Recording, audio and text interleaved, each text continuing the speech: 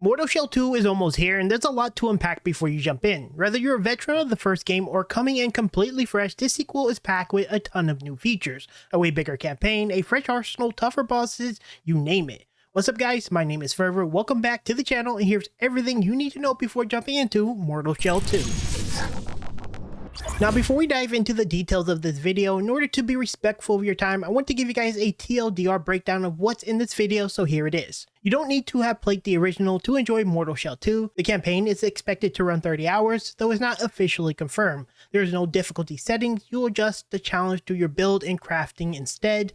There's a new shell called Proxima, the Bloodseeker, built around aggressive close-range combat. Combat is also getting 4 new weapon classes and 7 new sidearms. The world has more than 60 handcrafted dungeons to explore. Bosses are bigger and more mechanically demanding, though it's still up for debate whether that actually makes them much more harder. There's an open beta demo still available if you want to go try before you buy. And finally, the game releases on August the 20th on PS5, Xbox Series X and S, and PC for $49.99, with PC requirements you'll want to check ahead of time. That is the TLDR breakdown. If that's all you came here for, then go ahead and shut off the video. I do want to be respectful of your time, but if you do appreciate this kind of stuff, do consider subscribing. It really helps the channel out in a big way. And for the rest of you though, timestamps will be down below, and we'll jump into the video as usual. Alright, so starting things off, let's start with the big question a lot of you have been asking. Do you need to have played the first Mortal Shell? And the simple answer is no.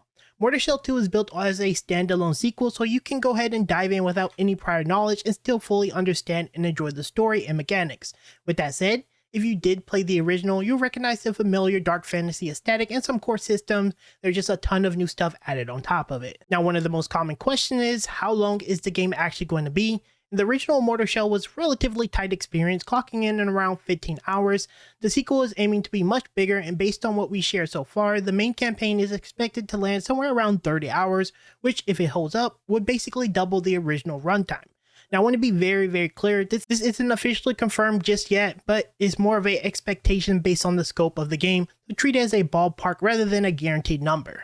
Regardless, the game is shaping to be much bigger, so I'm super excited to play. Now, when it comes to difficulty, if you're hoping for an easy mode, you won't find one here. Mortal Shell 2 is sticking to the traditional Souls-like philosophy. There's no selectable difficulty levels. This isn't new territory for the genre either. From Software has resisted calls to add difficulty sliders for their own game for years, leaning on customization instead, and Cold Symmetry is looking to be following that same playbook here. Instead of a difficulty slider, the way you actually shape your experience is through build crafting. The shells, the weapons, the gear you choose all work together to let you tailor how the combat feels, so you're essentially building your own challenge level. Speaking of builds, let's talk about one of the new shells joining the roster. This is Proxima, the Bloodseeker. It's worth noting, of all the speculated new shells floating around, she is currently the only one that actually has been confirmed. She's built entirely around aggressive close-range combat, decked out in a horned full armor design, and she comes with a specialized hook that lets you yank enemies in for quick follow-up attacks. But here's the interesting twist: taking damage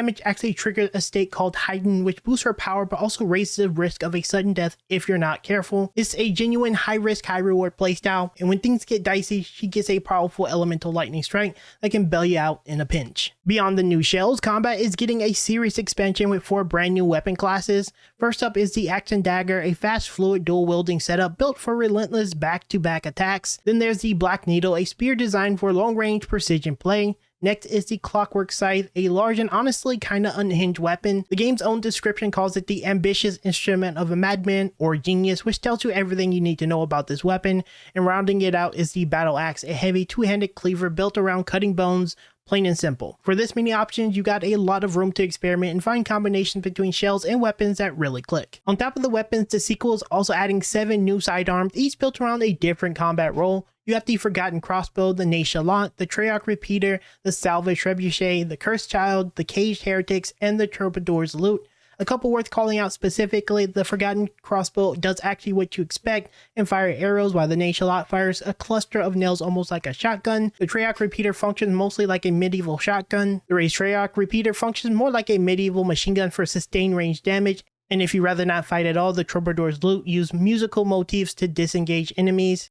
A no modes pacifist option for players who want to avoid a fight entirely. This one was actually playable in the open beta, so if you're curious on how it feels, you can actually try it yourself before launch. Exploration is getting a major update too. Mortal Shell 2 features more than 60 handcrafted dungeons scattered throughout the world, and I want to stress handcrafted because these aren't just procedurally generated fillers. Each one is deliberately designed, and wandering into them can reward you with loot, upgrade materials, hidden data, and extra combat challenge.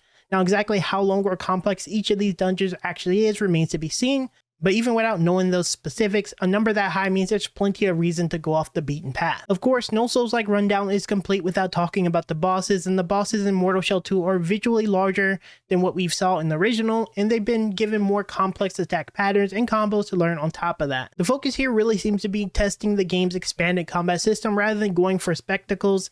That said, there's a bit of community-led caveats worth mentioning here. Opinion is currently split on whether the added scale actually makes the fight harder or if it's more about spectacles than genuine difficulty. I guess we'll need to find out for sure once launch day rolls around.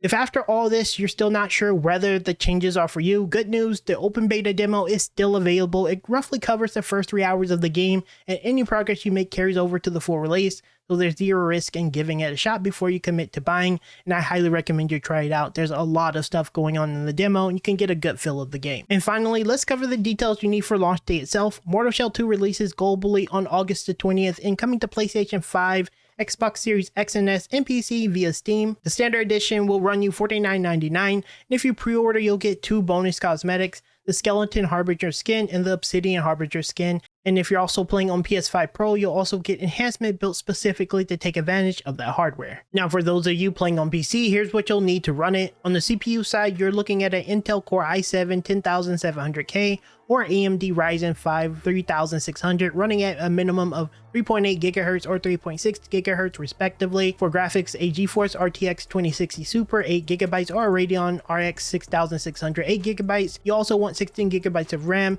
and make sure you have at least 30GB of storage before launch day actually comes. And there you have it. That's everything you need to know before Mortal Shell 2 drops on August the 20th. It's shaping up to be a massive step up from the original in pretty much every way, so hopefully this gave you a good sense of what to expect going in. Let me know down in the comments which of these new shells or weapons you're most excited to try out, and if this video did help you get ready for the launch, don't forget to like and subscribe for more coverage as we get closer to the release. As always guys, my name is Fervor, thank you so much for watching, and I'll see you in the next one very soon.